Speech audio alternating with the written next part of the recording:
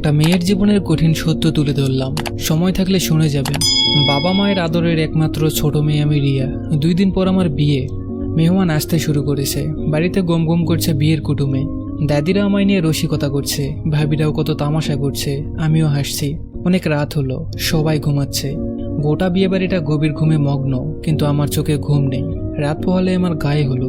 বাবার বাড়ির অধিকার নিয়ে আর মাত্র একটা দিন আছে, এর পরের দিনই চলে যেতে হবে অন্য একটা অপরিচিত মানুষের ঘরে। তাদের আপন করে নিতে হবে, কিন্তু যারা আমার আপনজন তাদের আমি প্রতিদিন দেখতে পাবো না।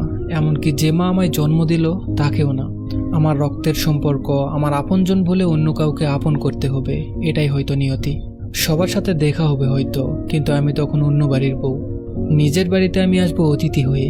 খুব মনে পড়ছে আম্মুকে জড়িয়ে ধরে ঘুমানোর রাতগুলো, আব্বুর সাথে করা বায়নাগুলো, বোন আর বড় ভাই দুটোর সাথে দুষ্টুমি, ঝগড়া, খুনসুটির সময়গুলো। ওদের সাথে আর ঝগড়া করা হবে না। সকালে ঘুম থেকে দেরি করে উঠে বলে আম্মু আর বকবে না। আমার ভেতরটা ফেটে যাচ্ছে। আচ্ছা, আমি যে চলে যাব তাই মনে করে কি কেউ কাঁদছে?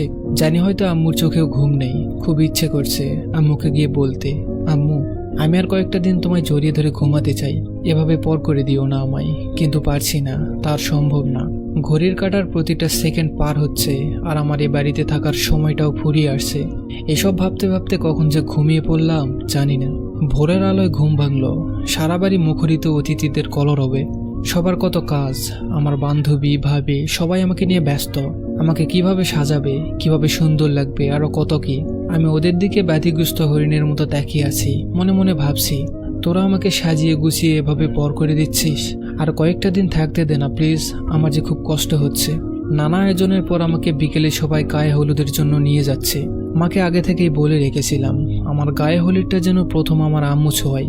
আম্মু আমার গায়ে হলুদ ছোঁয়াচ্ছে, আর আমার প্রত্যেকটা ইন্দ্রিয় যেন বলছে, দাও মা, তোমার ঘরে থাকাকালীন শেষ গোসলটা করিয়ে দাও।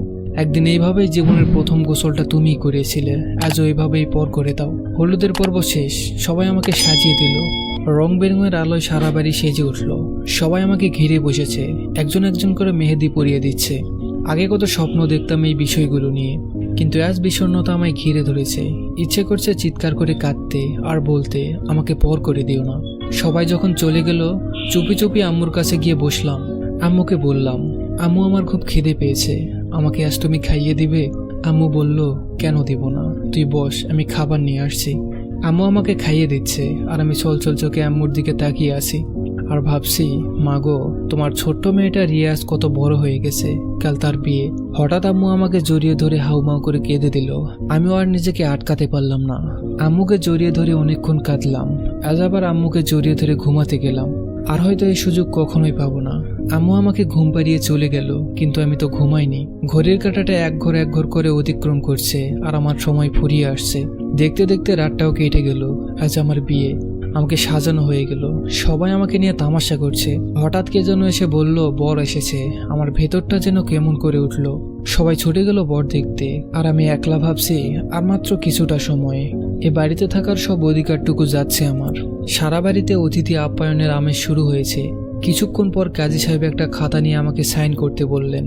কলমটা হাতে নিয়ে ভাবছি, আজ থেকে আমিও আমার না, আমার সব ইচ্ছে, আশা, আকাঙ্ক্ষা সব অন্যের নামে দলিল করে দিচ্ছি। এটাই হয়তো আমার নিয়তি। আম্মু বিদায়, চিরকালের জন্য বিদায়। আসলেই মেয়েদের জীবনটা সত্যিই অনেক কষ্টের। অজানা পরিবারে মেনে নেওয়ার কষ্টটা শুধু মেয়েরাই জানে। ভালো লাগলে ভিডিওটা শেয়ার করে দিবেন আর পেজটা ফলো করে দিবেন। ধন্যবাদ সবাইকে।